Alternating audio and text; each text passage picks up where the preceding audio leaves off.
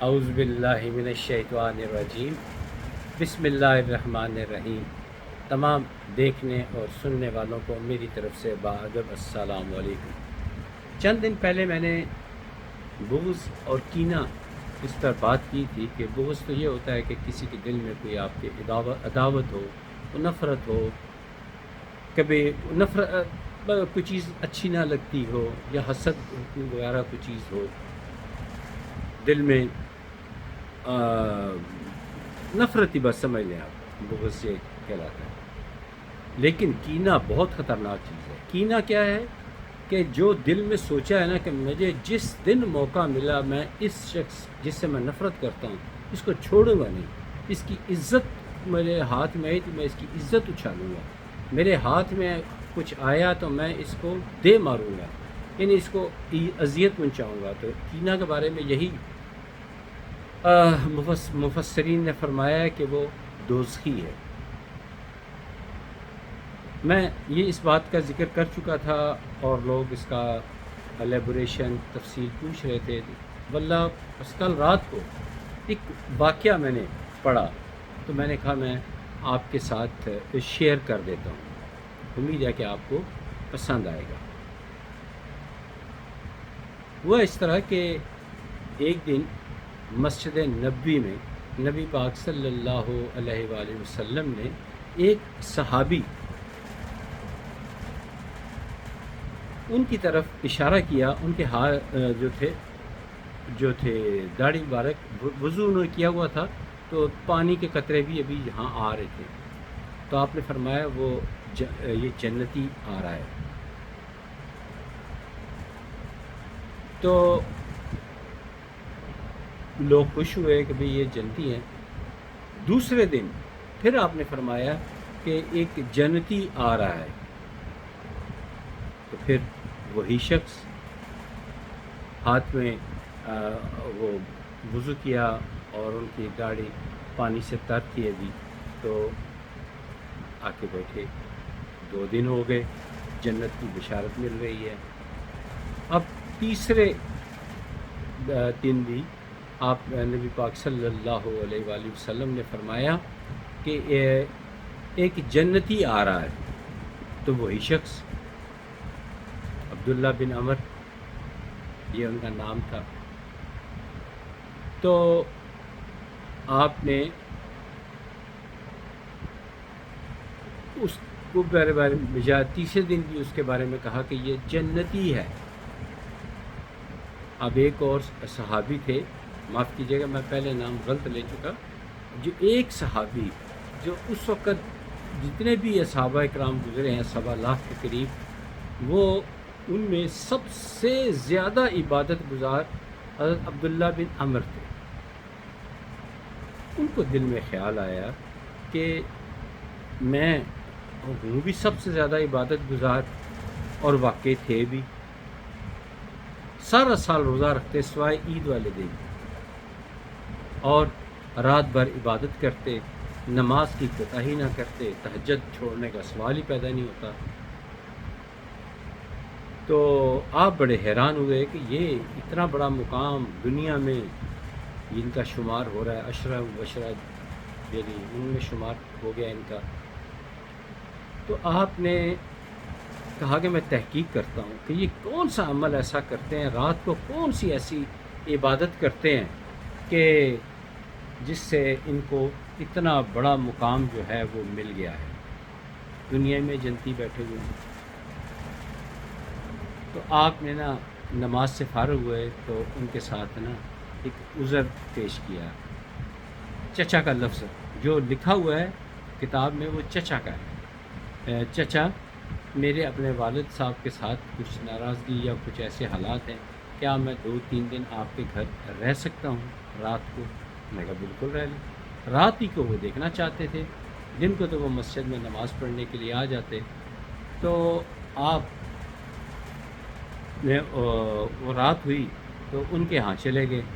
اب حضرت عبداللہ بن عمر جو بہت نمازی، پرہیزگار، سب سے زیادہ عبادت گزار وہ تھے، انہوں نے جب غور سے دیکھنے کی کوشش کی، چارپائی پہ لیٹ گئے اور ایسا ہاتھ آگے آنکھوں کے ہاتھ رکھ کے، چوری آنکھ کہتے ہیں پنجابی میں، کانی آنکھ سے دیکھنا شروع کیا کہ دیکھتے ہیں یہ کیا عبادت کرتے ہیں۔ لیکن کیا عبادت کی؟ انہوں نے بستر پر لیٹے اور رات کو سونے کی جو دعا ہے وہ دعا پڑھی اور سو گئے، کوئی پرواہ نہیں۔ آپ جو تھے کافی حیران پریشان ہوئے، چونکہ آپ ساری رات انہیں دیکھتے رہے کہ شاید ابھی کرتے ہیں ابھی کرتے ہیں۔ اس وقت مدینہ پاک میں جو یہ لوگ تھے، کیا بولتے ہیں جن کو، منافقین، وہ بھی ڈر کے مارے تہجد پڑھا کرتے تھے۔ انہوں نے کہا یہ تو تہجد بھی نہیں پڑھتے، اور مجھے چونکہ ساری رات جاگنے کی عادت تھی، وہ جاگتے ہوئے دیکھتے رہے، انہیں کوئی نفلی عبادت یا کوئی وظائف، کوئی استغفار یا کلمہ طیبہ کا ورد کرتے ہوئے نہ دیکھا۔ بہرحال صبح جب اذان ہوئی تو فوراً اٹھ کھڑے ہوئے اور دونوں جو ہے انہوں نے نماز پڑھی۔ اگلے دن پھر آئے، دن گزارنے کے بعد رات کو، چچا میں آ جاؤں؟ نے کہا آ جاؤ۔ وہ چارپائی پر لیٹ گئے، اور چارپائی پر جب لیٹے اور پھر آپ تاڑ میں تھے، آپ نے وہی ایک آنکھ سے نہ دیکھنا شروع کر دیا کہ یہ کیا کرتے ہیں۔ لیکن آپ نے جو تھے وہ صحابی، انہوں نے جو تھی بستر پر لیٹے، نیند کی جو دعا ہے وہ پڑھی اور سو گئے۔ صبح نماز فجر ہوئی، اذان ہوئی تو مسجد کی طرف روانہ ہو گئے۔ حضرت عبداللہ بن عمر بڑے حیران ہوئے۔ اب تیسرا دن بھی یہی اسی طرح گزر گیا، کچھ نہیں ہوا۔ اتنے میں بتاؤں کہ یہ حضرت عبداللہ بن عمر اتنے عبادت گزار تھے کہ جب آپ کی شادی کا وقت آیا تو شادی کی رات بھی عبادت میں گزار دی، نوافل پڑھتے رہے، اللہ کا ذکر کرتے رہے۔ ان کی جو دلہن تھی وہ بھی ایک نیک خاتون تھی، انہوں نے کہا چلو نہیں تو نہ صحیح، میں بھی جو ہے وہ نوافل، تہجد کا ٹائم ہو گیا، میں بھی پڑھتی ہوں۔ صبح ان کے والد صاحب نے پوچھا، یعنی عبداللہ بن عمر، ان کے والد صاحب نے پوچھا سناؤ کیسا اچھا وقت گزرا؟ تو انہوں نے کہا ہاں بہت اچھا وقت گزرا، میں نوافل خوب ادا کیے اور اللہ کا ذکر کیا، تہجد بھی پڑھے اور میری دلہن نے بھی تہجد پڑھے۔ تو انہوں نے کہا اللہ، بہرحال یہ اس کتنے عبادت گزار تھے، لیکن پریشان تھے کہ مجھے جنت کی بشارت نہیں مل رہی، ان کو جنت کی بشارت آخر کس وجہ سے مل رہی ہے۔ آخر تیسرے دن رہا نہیں گیا، تو جب نکلنے لگے تو کہتے ہیں چچا میں آپ سے ایک بات واضح کر دینا چاہتا ہوں کہ میرا اپنے والد صاحب کے ساتھ کوئی اختلاف نہیں ہے، میں صرف یہ آپ کو آپ کے آنے سے پہلے سرکار دو جہاں نبی پاک صلی اللہ علیہ وآلہ وسلم یہ فرماتے ہیں کہ ایک جنتی آ رہا ہے، وہ آپ کو جنتی قرار دیتے ہیں، آپ ایسا کون سا پھر عمل کرتے ہیں؟ آپ تو صرف نماز پڑھتے ہیں اور آتے ہی فجر کی نماز کے بعد عشاء کی نماز کے بعد سو جاتے ہیں، تو کیا ایسا عمل کرتے ہیں ہمیں بھی بتائیں۔ تو انہوں نے جب یہ بات سنی تو کہا میں تو کوئی خاص عمل نہیں کرتا، بس صرف نماز پڑھتا ہوں اور تو کچھ میں نہیں کرتا۔ تو جب وہ چلنے لگے نا، ان کے گھر سے روانہ ہونے لگے، تو وہ دروازے کے پاس پہنچے تو حضرت عبداللہ بن عمر انہوں نے بلایا، ادھر میرے پاس آئے تو کہا ایک ایسا عمل میں کرتا ہوں، شاید وہ پسند آ گیا ہو، شاید کا لفظ یہاں لکھا ہوا ہے، مجھے اللہ کو پسند آ گیا ہو کہ میری زبان سے کسی کی دل آزاری نہیں ہوتی، میں حسد نہیں کرتا، میں بغض نہیں رکھتا، میں کینہ نہیں کرتا، میں کسی کی کامیابی پہ ناخوش نہیں ہوتا، میں کسی کی کامیابی پہ خوش ہوتا ہوں، کسی کی پریشانی پہ پریشان ہوتا ہوں، اور مجھے زیادہ کی خواہش نہیں، میں اللہ پہ توکل کرتا ہوں، میں لوگوں کو خوش دے کے خوش ہوتا ہوں۔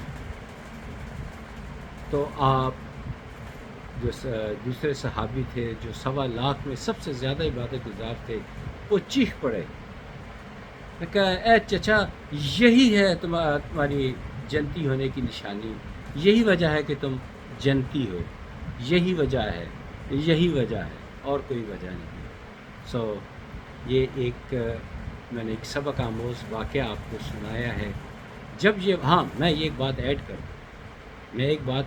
کر دوں آج یہاں پہ، کہ جب سے میں نے یہ واقعہ کل پڑھا، اس کو ایک دفعہ نہیں شاید 2-3 دفعہ پڑھا، تو وہ میرا اللہ گواہ ہے، میرے دل میں کچھ لوگوں کے لیے رنجش تھی، ناراضگی تھی، لوگوں نے میرے ساتھ زیادتیاں کی تھیں۔ آج وہ بلند مقام پر ہیں، لیکن میں نے اللہ کی رضا اور جو بھی لالچ آپ سمجھ لیں، میں نے سب کو معاف کر دیا، سب کو معاف کر دیا، اور جو ترقی کر رہے ہیں میں ان کے لیے دعا گو ہوں، یا اللہ ان کو بھی ترقی دے، اور اس کے عوض یا اللہ میں نے دل میں کسی کے بارے میں میرا کوئی کینہ تو بڑی دور کی بات، میرا بغض بھی نہیں رہا، میرا دل بالکل رات کا ہلکا پھلکا ہے۔ بس اب اللہ تعالیٰ سے دعا ہے کہ یا اللہ اسی طرح ہمیں روز بروز راہ ہدایت عطا فرماتا رہے، تاکہ آخری وقت آنے تک ہم سچے اور پکے مسلمان بن چکے ہوں، اور تو ہم سے راضی رہے، یا اللہ تو ہم سے راضی رہے، یا اللہ ہم سے راضی ہو جا، اور روز قیامت قربت رسول صلی اللہ علیہ وآلہ وسلم عطا فرمانا، شفاعت رسول عطا فرمانا، یا اللہ قبر کی جس مٹی میں ہمیں دفنانا، یا اللہ اس قبر کی مٹی بھی ہماری آنے پہ خوش ہو، آمین ثم آمین۔ میں آپ لوگوں سے درخواست کروں گا کہ یہ ویڈیوز کو ضرور دیکھا کریں۔ آخر میں ایک دعا کیا کرتا ہوں جس میں آپ لوگ بھی شامل ہو جایا کریں اور آمین کہہ دیا کریں۔ مجھ ناچیز کو بھی دعاؤں میں یاد رکھیں۔ آپ کے لیے میں دعا گو ہوں، اللہ آپ کو بھی اپنی حفظ و امان میں رکھے، خوش و خرم اور سلامت رکھے، یا اللہ تو ہم سے راضی رہنا۔ ان الفاظ کے ساتھ میں آپ سے اجازت چاہتا ہوں، اگلی ویڈیو میں پھر ملاقات ہوگی۔ السلام علیکم ورحمۃ اللہ وبرکاتہ۔